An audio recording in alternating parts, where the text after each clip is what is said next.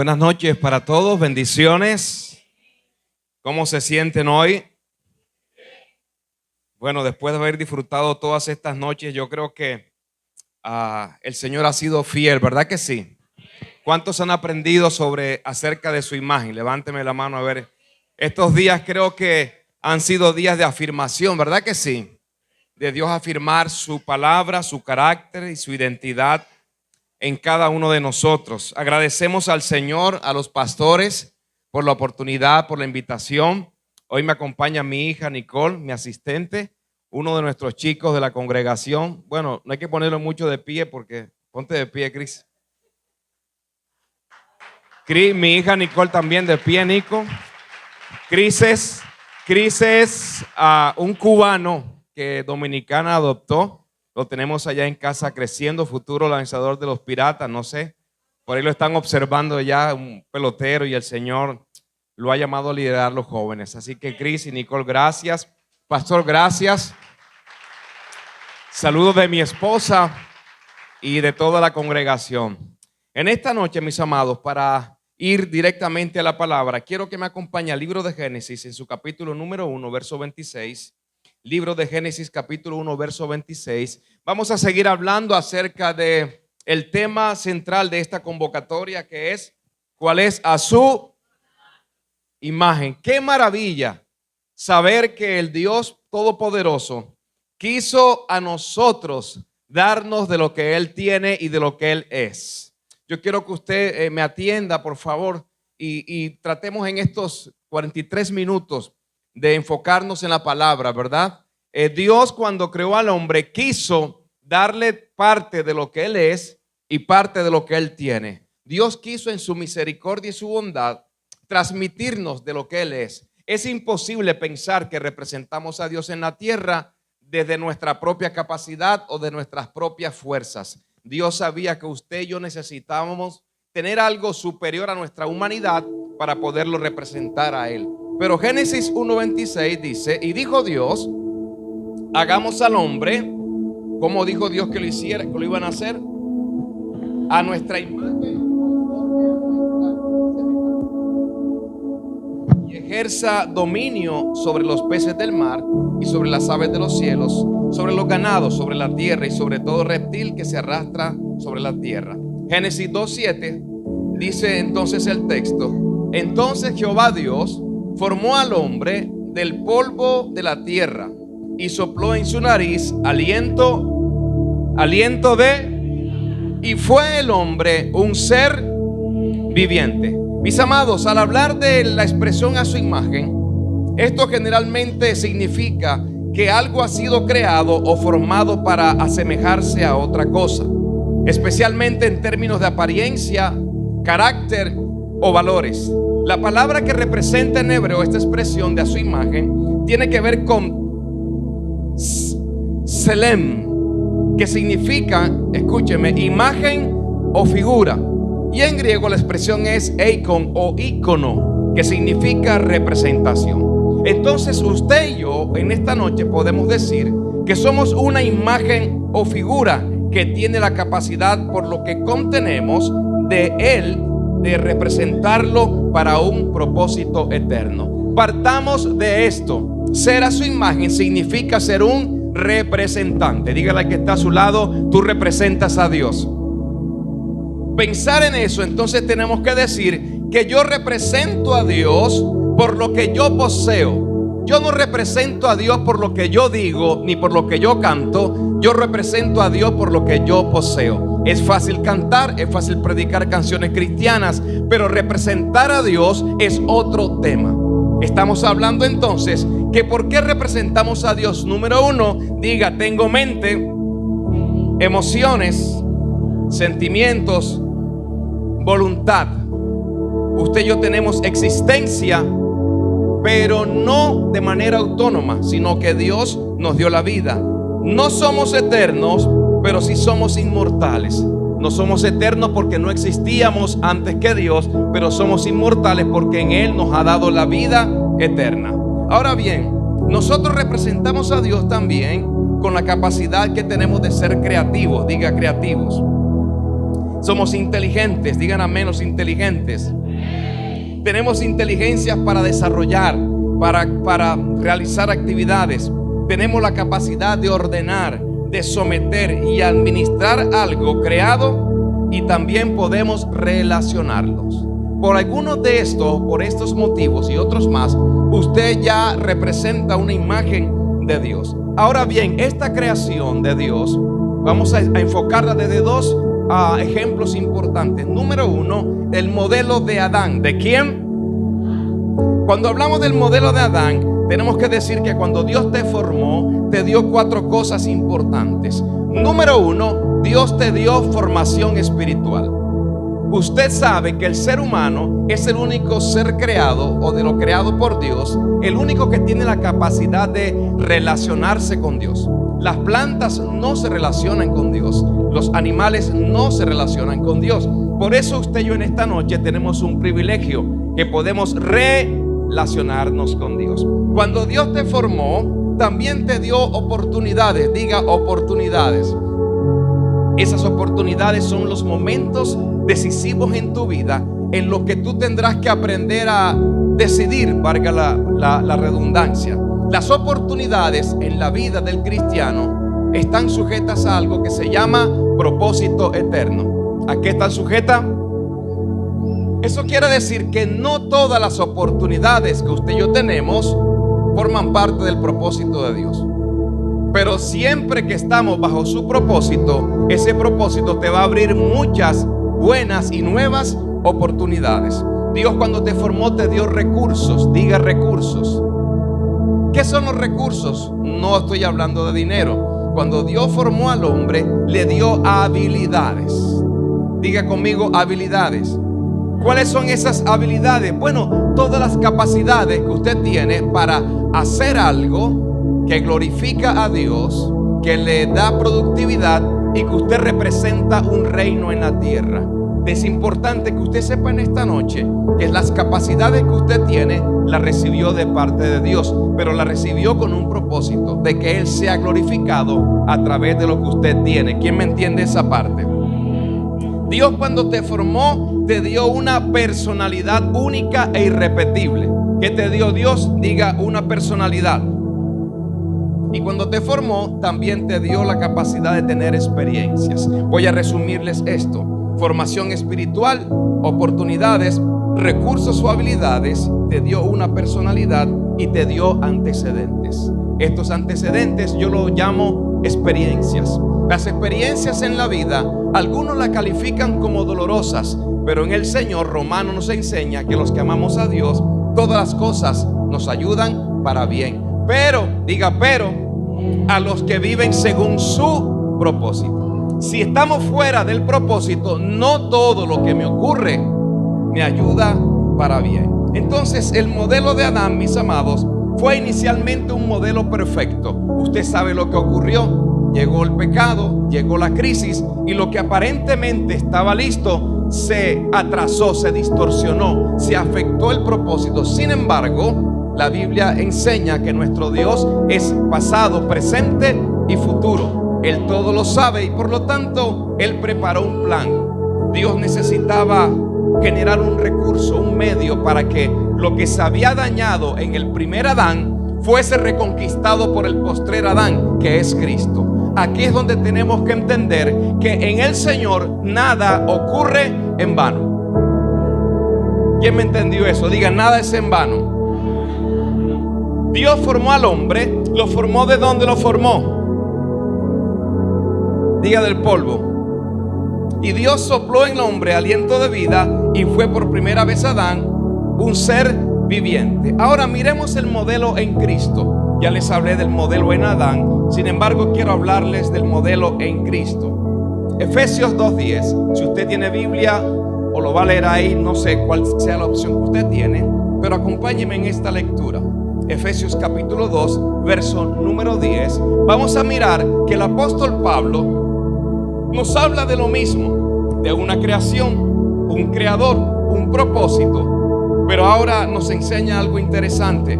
¿Para qué yo fui creado? No es lo mismo ser creado que entender para qué yo fui creado. Diga, hay que entender para qué fui creado. Y esa es una tarea que usted tiene que desarrollarla todos los días de su vida.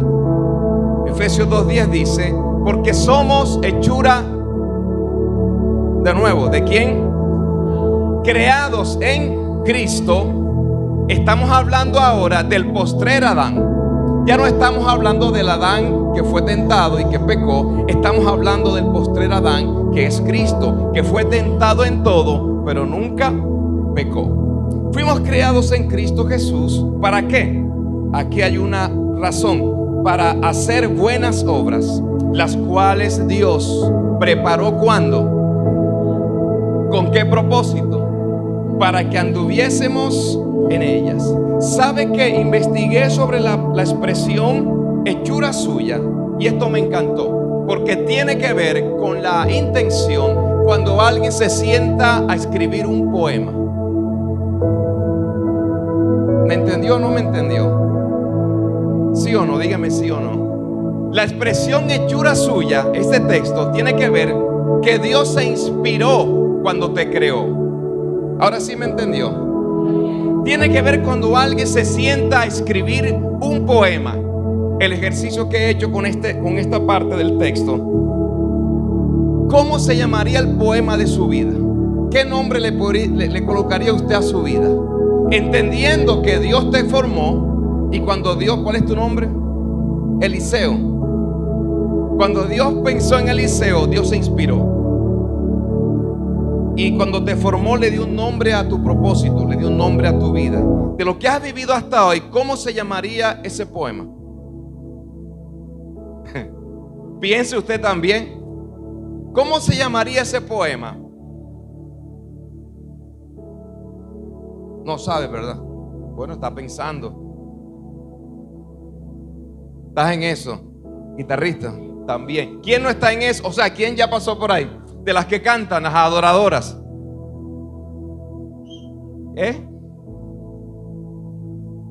Pastora. Servicio. ¿Quién más? Pastor. Hasta lo último de la tierra. Lo que estoy tratando de que pensemos es que todo lo que tú has vivido hasta ahora tiene un propósito. Y ese propósito es que tú vivas y camines en las obras que Dios preparó para ti desde antes de la fundación del mundo. Y si mi vida es un poema, ¿cómo se llamaría ese poema? ¿Quién dijo algo por ahí? Propósito.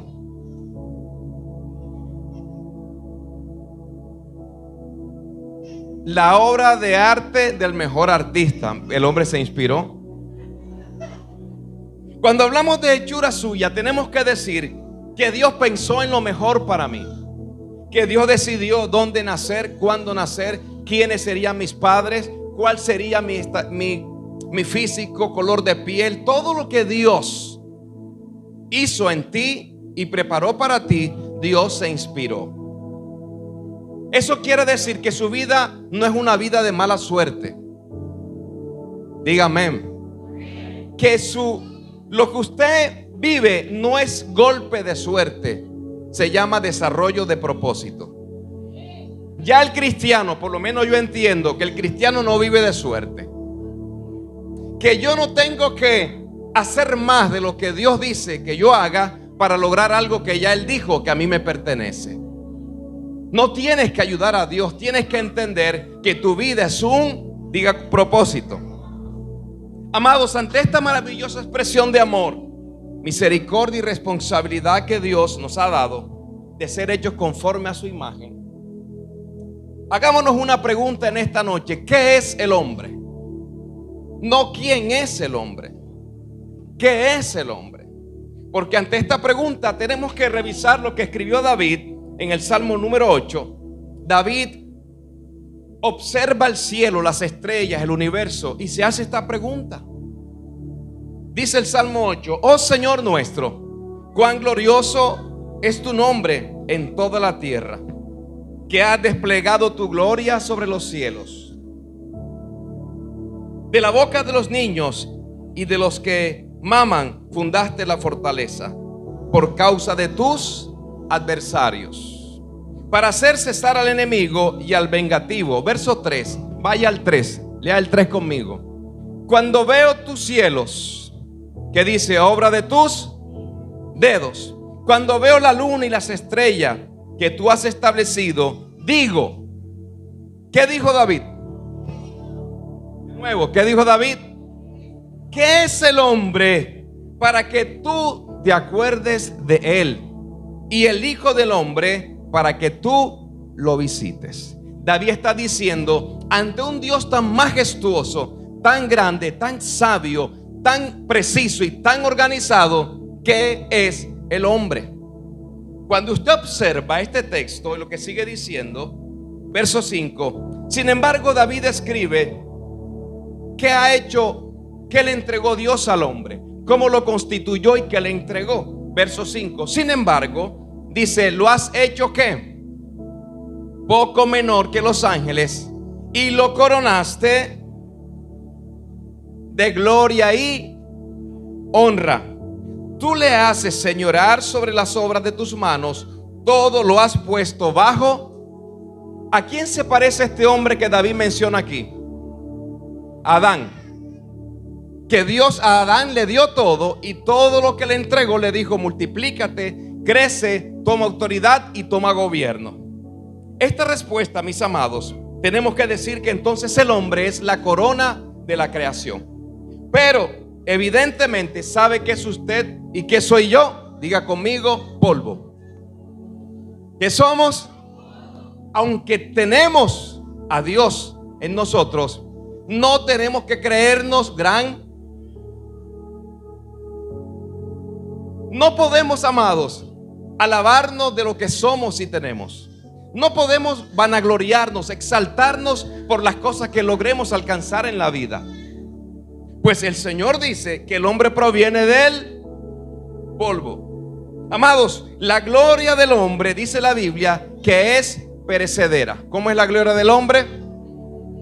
Dice que es como la flor del campo y como la hierba, que en un momento florece y de repente se seca. Ese es el hombre en su naturaleza humana, en su expresión humana. Pero es importante entonces comprender que el atractivo que tiene el ser humano no es lo que se ve por fuera, sino lo que porta por dentro.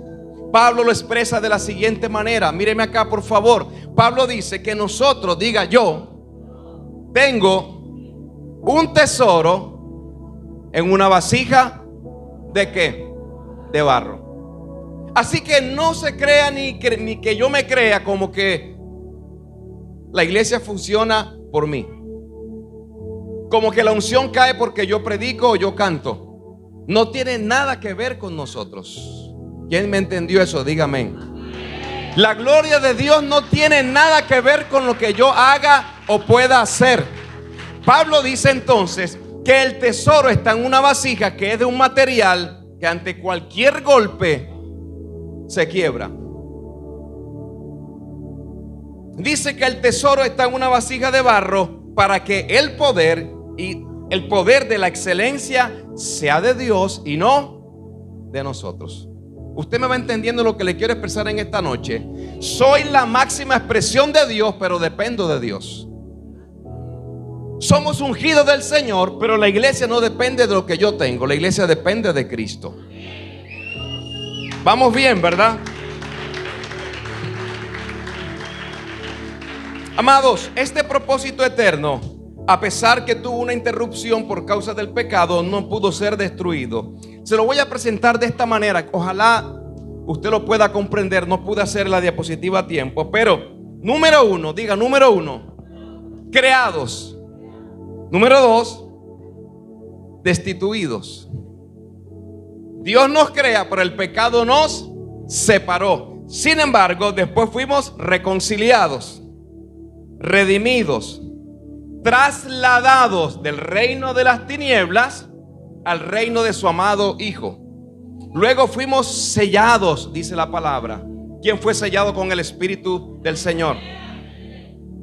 Cuando el Señor te sella, te dice, eres mío, ahora te voy a equipar. Como tú tienes mi imagen, Adán no me sirve, necesito la imagen del postrer Adán. Todo lo que usted hace en el Señor, diga todo, no sirve si lo haces en Adán. Ojalá nadie se llame Adán aquí. Nada de lo que yo haga desde Yesid Vargas es productivo y útil en el reino. Diga conmigo nada. Porque el primer Adán fracasó. Pero en Cristo nosotros fuimos restituidos a la función de hijos de Dios.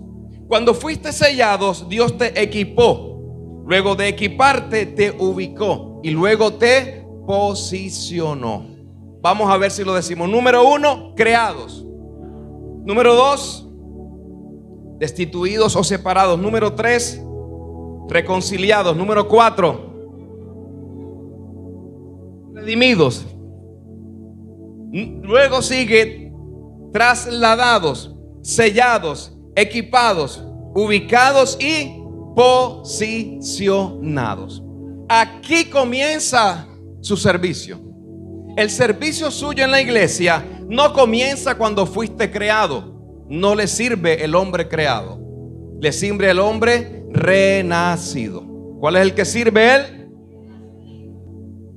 Considerando esto, hay algunas preguntas que quiero que usted y yo nos hagamos en esta noche para hacer lo más práctico posible. Y si usted tiene dónde anotar y con qué anotar, por favor hágalo, que va a ser un ejercicio bien chévere.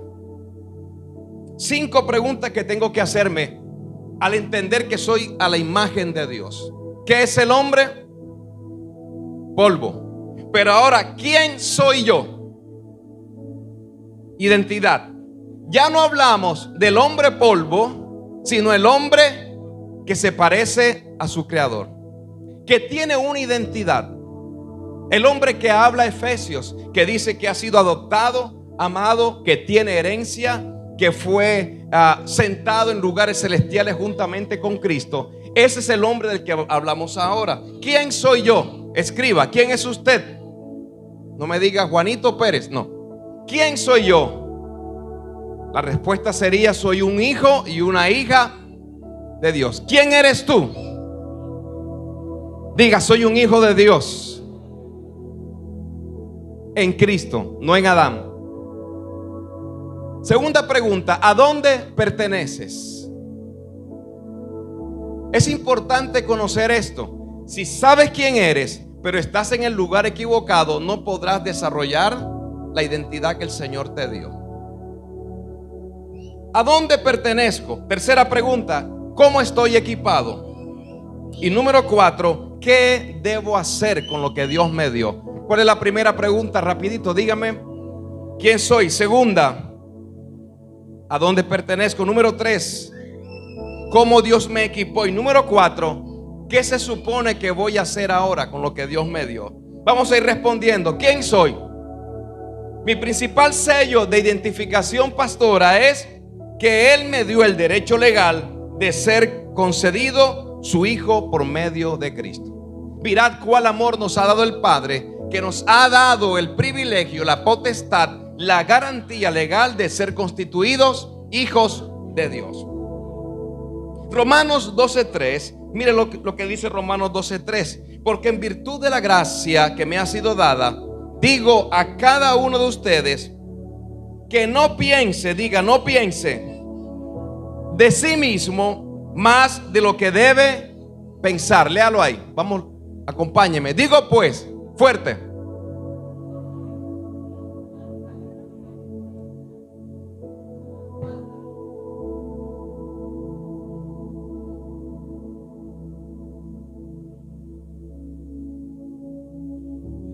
sino que piense del otro, de sí mismo con cordura o con juicio.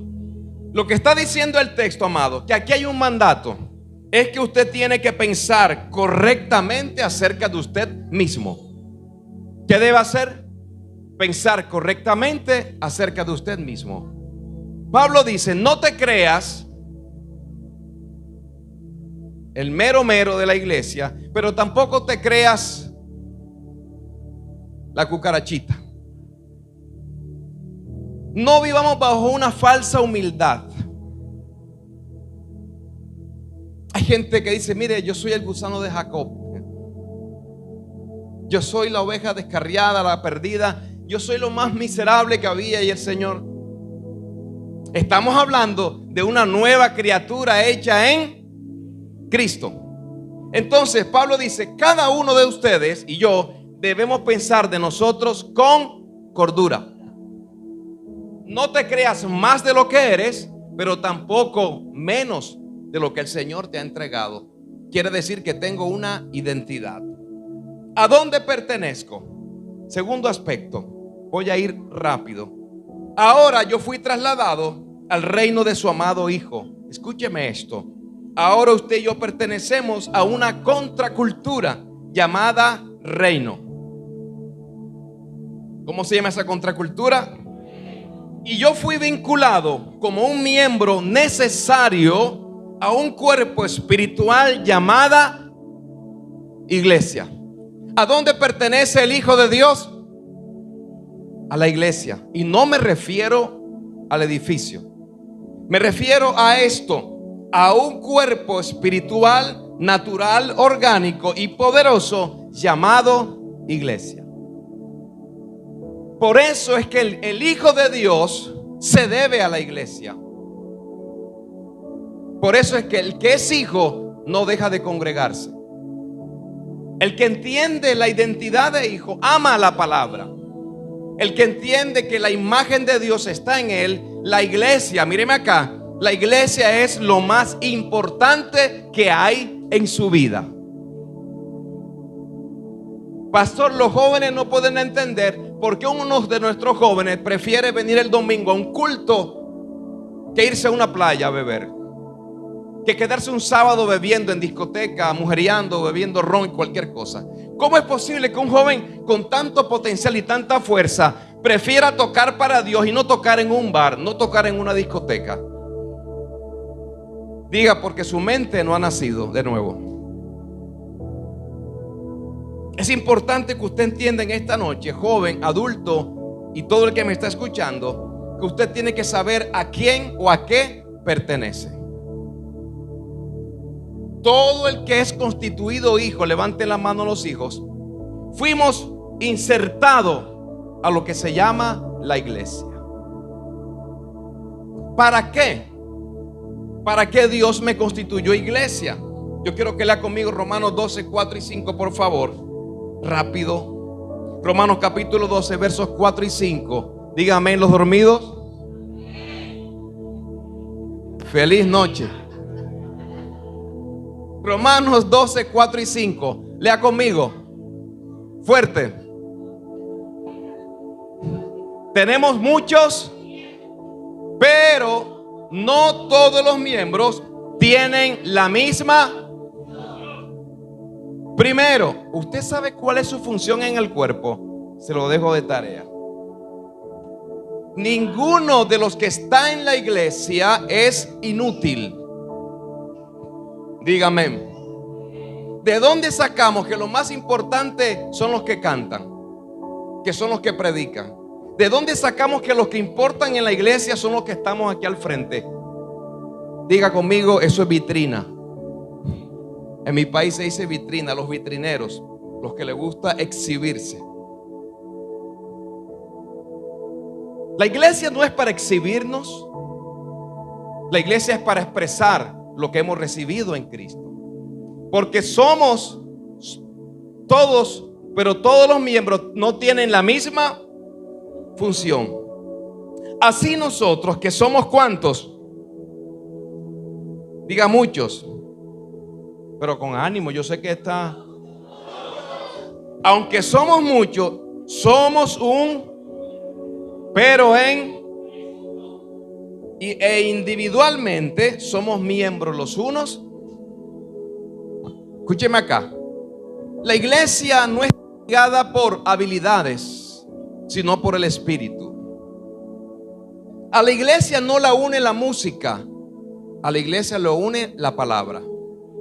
No podemos hacer de la iglesia codependiente de ritmos y aspectos musicales. No tiene nada que ver con mis hermanos que cantaron, porque mi esposa es cantante y usted lo sabe. No tiene que ver con eso. Lo que quiero decir, que la iglesia no depende de una sola persona. ¿Por qué? Diga, somos muchos, pero no los necesitamos los unos.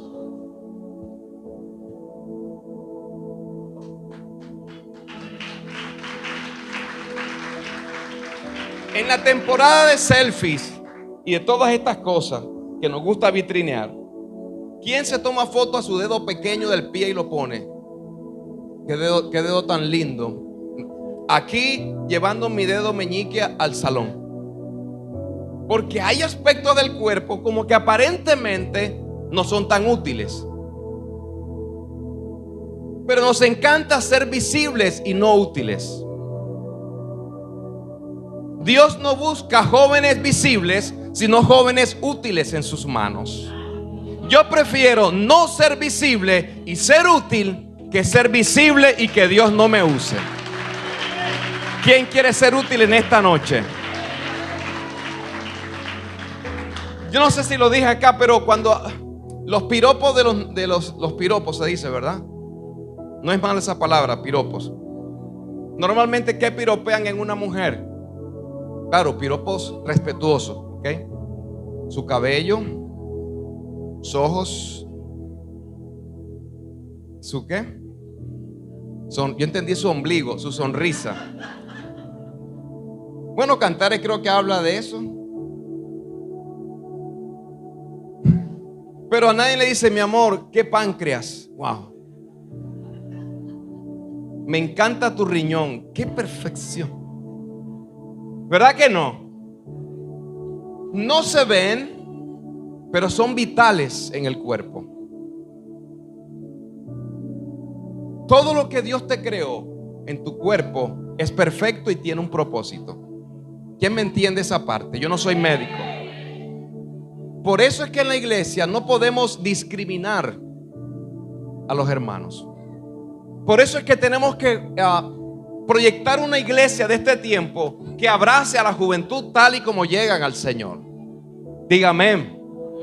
Porque en realidad, pastor, no sabemos lo que Dios tiene para ellos. Usted sabía, bueno, no estamos transmitiendo y no podemos dar nombres, pero uno de los hombres más usados o conocidos en el mundo de Colombia, él llegó a un culto de jóvenes de la iglesia de Dios precisamente. Él llegó después de haberse fumado 3 tabacos de marihuana. Llegó drogado al culto, en marihuana, oliendo a hierba. Y esa noche recibió al Señor. Le estoy hablando del pastor César Castellanos.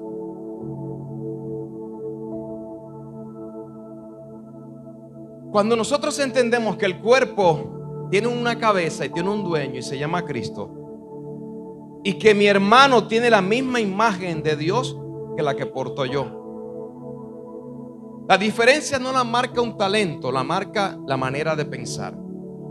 Por eso Pablo dice que tenemos que entender que aunque somos muchos, realmente somos un cuerpo. Quiero ir terminando ya. ¿Para qué Dios me dio su imagen? ¿Para qué Dios me hizo su cuerpo? Número 1, para representar el carácter del Padre en la tierra bajo el modelo de Cristo. Tener la imagen de Dios no tiene otra cosa que representar su imagen en la tierra por medio de Cristo. Número 2, Isaías dice: este pueblo he creado para mí, mis alabanzas publicará. Dios te dio su imagen y que lo puedas conocer para que a través de tus alabanzas y tu adoración puedas exaltar y dar a conocer el nombre del Señor. Número 3, para ser embajadores. Diga embajadores. Usted es un embajador del reino. ¿Quién dice amén ahí? Mire, cuando usted está fuera de su país, y no es mi caso, pero si su embajada no sirve, de si para qué yo tengo esta nacionalidad, si se supone que mi embajada es la que me resuelve y me ayuda en los problemas. Dios cuenta con la iglesia para cumplir su propósito de salvación en la tierra. Dios no nos dio su imagen para hacer shows, espectáculos. Dios nos dio su imagen para ser embajadores. ¿Y qué hacemos como embajadores? Dice la Escritura: nosotros reconciliamos al mundo por medio de Cristo. Número 4, Dios me hizo su hijo, me dio su imagen para vivir en las buenas obras. Ya les hablé de esto, prediseñadas desde antes de la fundación del mundo, para que yo viva bajo su propósito eterno, bajo su modelo y su orden. Y la más importante no. Colóquese de pie para decirle esta. No he terminado, pero para que usted crea que nos vamos. ¿Para qué Dios me dio su imagen? ¿Para ser famoso en las redes? No. ¿Para ganar seguidores, monetizar? No. Ese no es el principal propósito. Romanos 8, 28 y 29. Atiéndame y léalo ahí conmigo. Y sabemos que, número 1, aman a Dios. Pero Jesús dijo: el que me ama, mi palabra debe. Todas las cosas cooperan para bien. Esto es, para los que son llamados conforme a su propósito. Porque a los que de antemano conoció, también aquí está. ¿Para qué el Señor desde antes de que tú nacieras y tus padres se conocieran, ya tú existías? ¿Para qué? ¿Para dar tu ministerio? No. Porque hay gente que van a ser cristianos, van para el cielo y nunca van a ser ministerios de los 5 ministerios establecidos. Pero eso no los hace a ellos, no los discrimina ni los saca del propósito eterno del Señor. Así que si usted no desarrolla ministerio, tenga paz. Diga amén. Para ser hechos conforme a quién o a qué, a la imagen de su Hijo, para que Él sea el primogénito entre muchos hermanos. Si entonces yo le pregunto a usted, ¿cuál es el propósito de por qué usted tiene la imagen de Dios y por qué usted es hijo de Dios? ¿Qué me responde? Romanos 8, 29. Para que yo sea conforme a la imagen. Entonces el tema, amado, es no tener nuestros auditorios llenos. El tema es no tener nuestras congregaciones saturadas y que la gente no quepa, sino que la gente que se congrega se parezca a Cristo. El desafío nuestro es que nuestras próximas generaciones apunten a Romanos 8:29. No que quiera ser como el grupo tal, como el cantante tal, como el pastor tal, como el predicador tal. Qué bueno que tengas un modelo de admiración, pero el Padre solamente ve un modelo, uno solo, y su modelo es el de Cristo. Pedro dice que no podemos ofrecer sacrificios a menos que sea por medio de Cristo. Entonces hay que volver a traer a Cristo a nuestras canciones. Hay que volver a traer a Cristo a nuestras predicaciones. Hay que volver a traer a Cristo a nuestras casas, a nuestro tiempo de oración. Que cuando hablemos en las Escrituras, nuestros hijos conozcan de Cristo. Termino. ¿Qué debo hacer entonces? Si sé quién soy, a dónde pertenezco, para qué Dios me formó, ¿qué debo hacer ahora, jóvenes, pastores, damas y caballeros? Debo activar todo lo que Él me dio por medio de su Espíritu y su gracia, con el propósito de edificar a los santos y cumplir la gran comisión. 2 cosas. Si usted sirve en la iglesia, en cualquier área, su misión es edificar a los santos. ¿Cuál es? Si usted hizo algo en la obra de Dios y no edificó a la iglesia, perdimos el tiempo. La edificación contiene 3 elementos: propósito eterno, diseño y orden. Todo lo que se habla de edificar, de levantar a Dios en la iglesia, implica que la iglesia entienda el propósito eterno. Número 2, que lo haga bajo el diseño correcto y que lo haga bajo el orden correcto. Diga conmigo: propósito, orden y diseño. ¿Qué debo hacer entonces? ¿Qué vamos a hacer? Dígame. Edificar a los santos y cumplir la gran. Jóvenes que están aquí, hermanos adultos, tienes que identificar tus habilidades, dones espirituales y extender el reino por medio de una vida de servicio a Dios y a los hombres. Necesitamos jóvenes que amen servir a Dios. Dígame amén. Pero necesitamos que esos jóvenes sepan que servirle a los hombres es servirle a Dios. La escritura lo presenta de esta manera: y todo lo que hagas, hazlo de corazón, como para el Señor y no para los hombres, porque del Señor viene tu recompensa, porque a Cristo el Señor servís.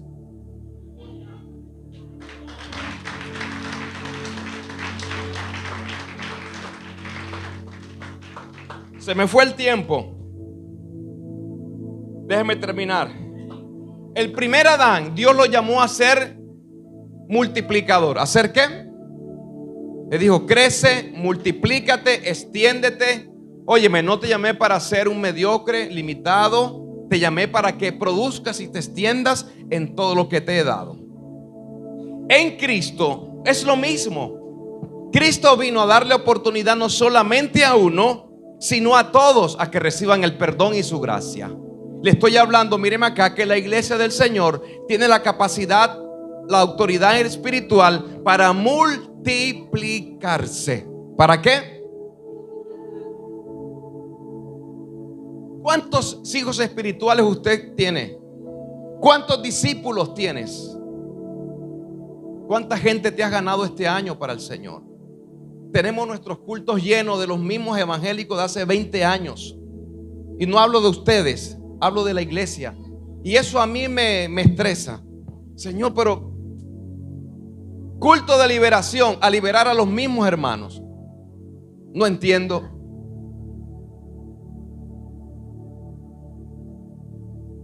Tenemos que pensar, amados, que el reino es para multiplicarse. Abra así, que golpee el rostro a su hermano, diga expansión. Mis hermanos, en otras palabras, Dios espera una iglesia y una generación que tenga la capacidad de expandir todo lo que Él le dio.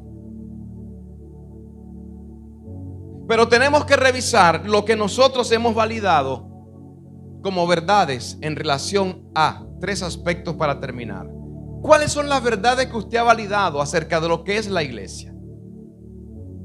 Vamos para la iglesia, pero tú eres iglesia. Entonces tú no vas a la iglesia, donde quiera que tú vayas, tú eres la iglesia. ¿Qué es la iglesia? Rápido, Pablo le dice a Timoteo y le enseña que la iglesia es la habitación del Dios viviente. Dios habita en mí. Diga: Dios habita en mí. Segundo, Pablo dice: Timoteo, la iglesia es la gran familia de Dios. Pensar en la iglesia es una iglesia que ama, recibe, restaura, sana y envía a una nueva generación a compartir el evangelio. También Pablo dice que la iglesia es columna y baluarte de la verdad. Es decir, la iglesia sostiene y defiende la verdad de Dios en Cristo. La iglesia, mis amados, es una comunidad sobrenatural. Diga: sobrenatural. Pero es orgánica, es funcional y además tiene que ver con la manera como los hijos de Dios, los nacidos de nuevos, se relacionan viviendo en obediencia y dependencia absoluta de Cristo. La iglesia es la expresión de amor, poder, gracia y salvación que el mundo está observando de lo que nosotros hacemos. ¿Sabe qué? Los de afuera no van a venir a verte aquí como tú eres, si no te observan en el trabajo. Joven que estás aquí, los jóvenes te observan cómo tú hablas, la música que escuchas, lo que sale de tu boca, los chistes que tú echas, la relación que llevas de noviazgo, cómo te comportas con tus padres, cómo tratas a tus papás. La iglesia es una entidad que está en la mira del mundo, o para 2 cosas: o para venir a Cristo, o para alejarse por causa de la mala administración de la iglesia.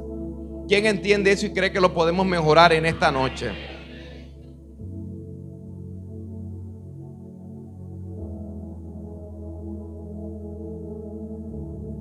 Tres características, amados, de un joven, de un ministro que está viviendo bajo el propósito de Dios y bajo su imagen. Pastor, deme 3 minutos. El reloj se me cumplió, yo paso lo que el pastor me diga. El tiempo que me pongan yo lo tomo. No, el pastor, no usted, el pastor. Amados, 3 características. Siéntese, se me olvidó y lo dejé ahí de pie.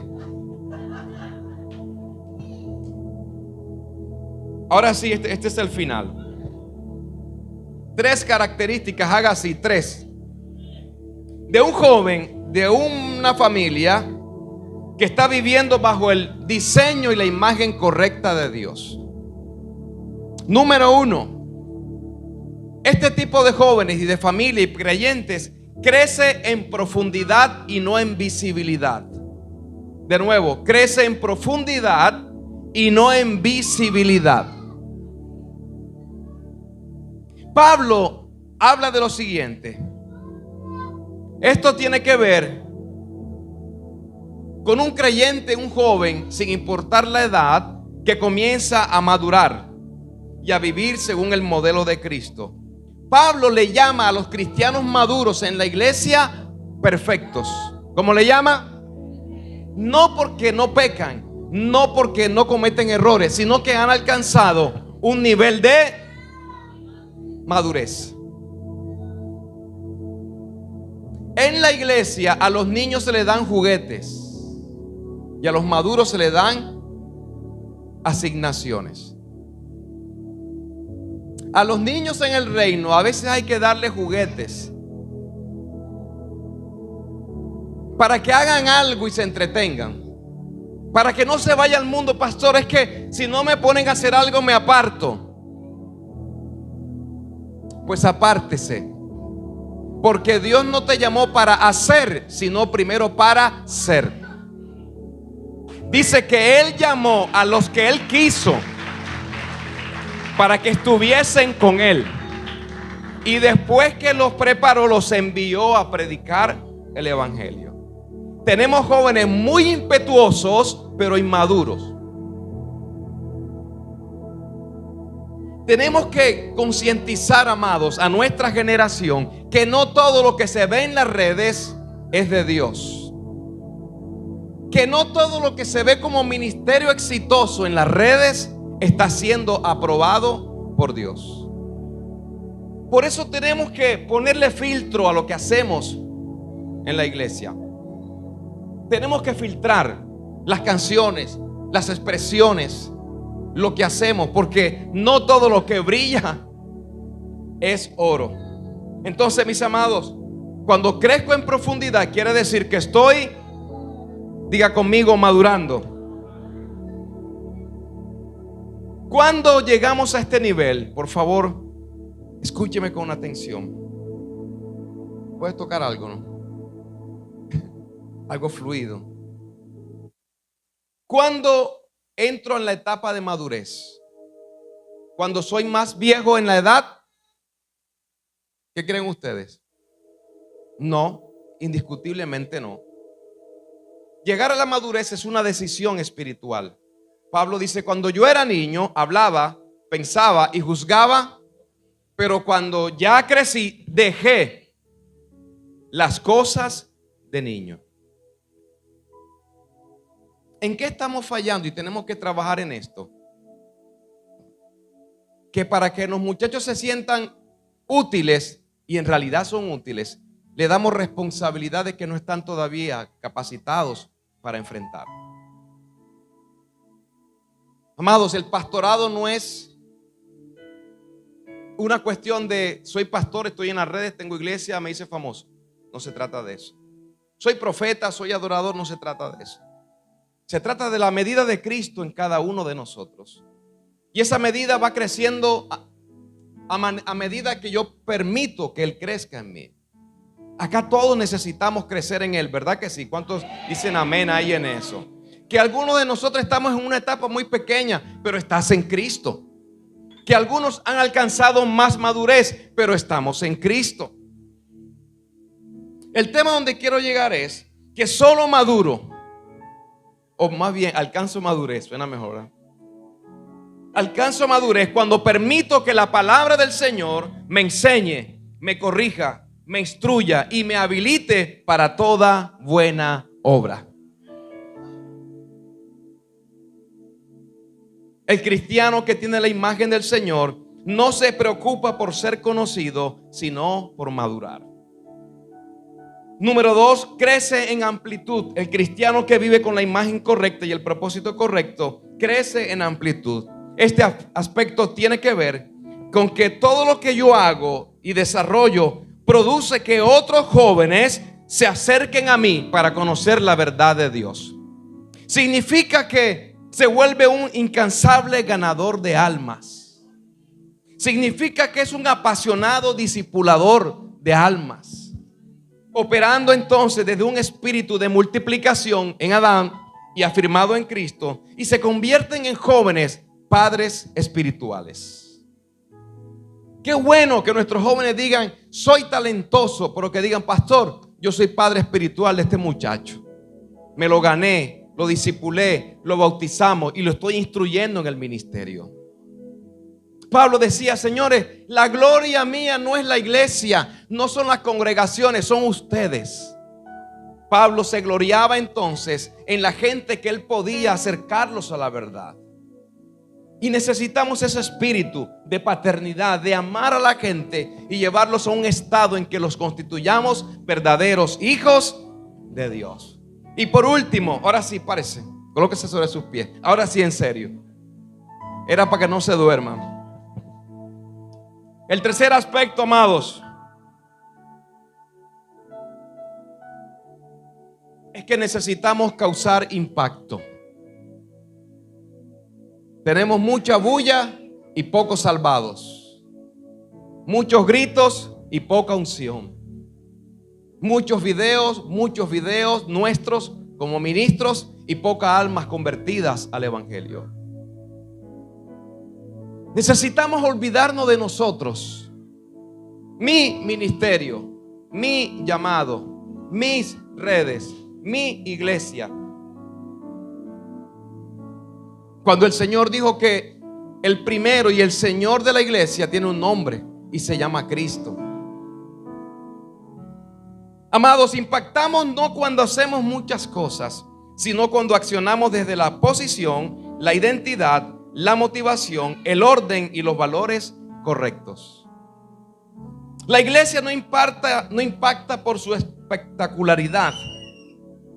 La iglesia impacta cuando somos claros, íntegros y humildes para aplicar los principios del Señor.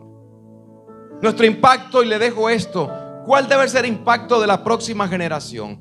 ¿Cuál debe ser el impacto de tu canto, de tu predicación, de tu discipulado? Hechos 10:38. Como Dios ungió con el Espíritu Santo y con poder a Jesús de Nazaret, y como éste anduvo haciendo bienes, sanando a todos los oprimidos por el diablo, porque Dios estaba con él. Ese es el impacto de la iglesia del Señor. Amado, que está usted en esta noche, que me está escuchando, Dios quiso colocarte en su iglesia. Tú eres incondicionalmente aceptado por Dios. Diga: soy aceptado. También Dios te creó único. Tú eres eternamente valioso para el Señor. ¿Quién dice amén ahí? Dios te dio dones, habilidades para cumplir su propósito. Tú eres realmente importante en la iglesia. Diga: soy importante, pero no soy el único. Entonces, tú eres aceptado, tú eres amado, pero también eres importante. Esta casa te necesita. Joven que estás aquí, esta casa de fe te necesita. Donde usted se congrega, Dios allí te necesita. El Padre está afirmando el carácter y la imagen de Cristo en ti y en mí, con el propósito de que podamos preservar su evangelio en santidad, efectividad y la misión que tenemos como iglesia. No es cuánto hacemos, sino la medida de Cristo es la que se va desarrollando en mí y la voy expresando a través de lo que yo hago. No le mostremos a la iglesia, amados, cuánto hacemos, sino cuánto de Cristo expresamos. No cuánto tiempo yo oro, ¿Cuánto de Cristo hay en tu oración? Yo canto, toco. ¿Cuánto de Cristo hay en tu adoración? ¿Me estoy haciendo entender? Cierre sus ojos conmigo. Y te damos gracias, Señor, por recordarnos en esta noche que tú me creaste con propósito, que me diste dones y habilidades y nadie los podrá quitar de mi vida. Gracias, Señor, por mostrarme en esta noche que la imagen tuya vive en mí. Levante sus manos.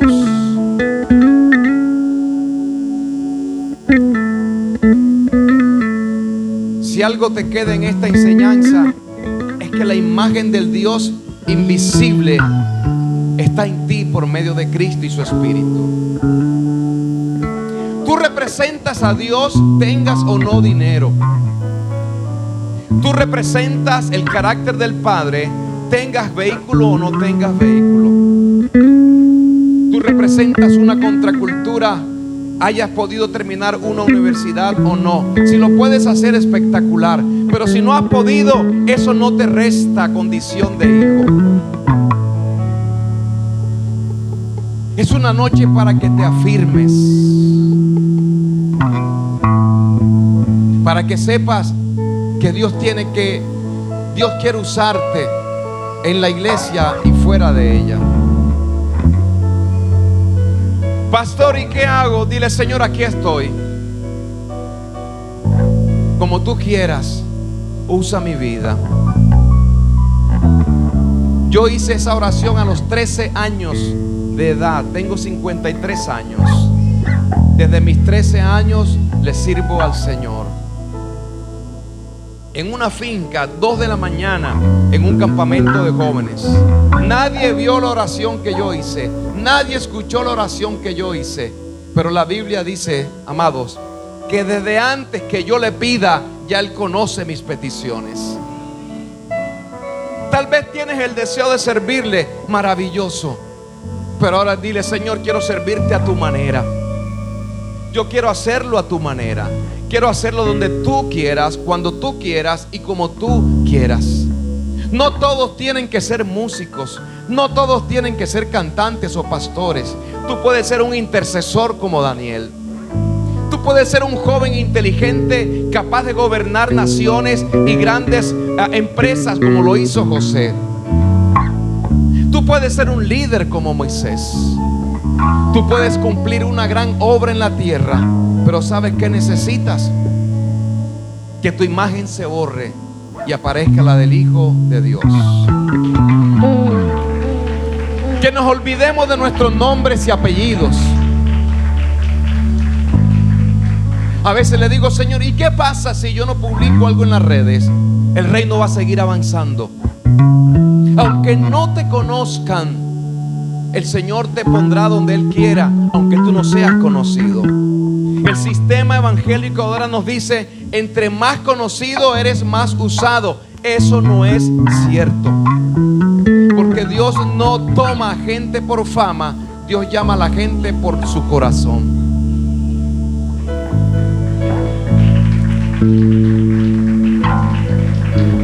Padre, que en esta noche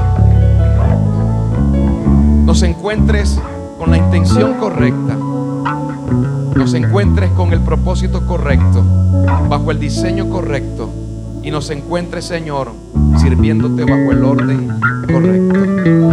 Venga tu reino y hágase tu voluntad en la tierra como se escribió en el cielo. En Cristo Jesús. Amén.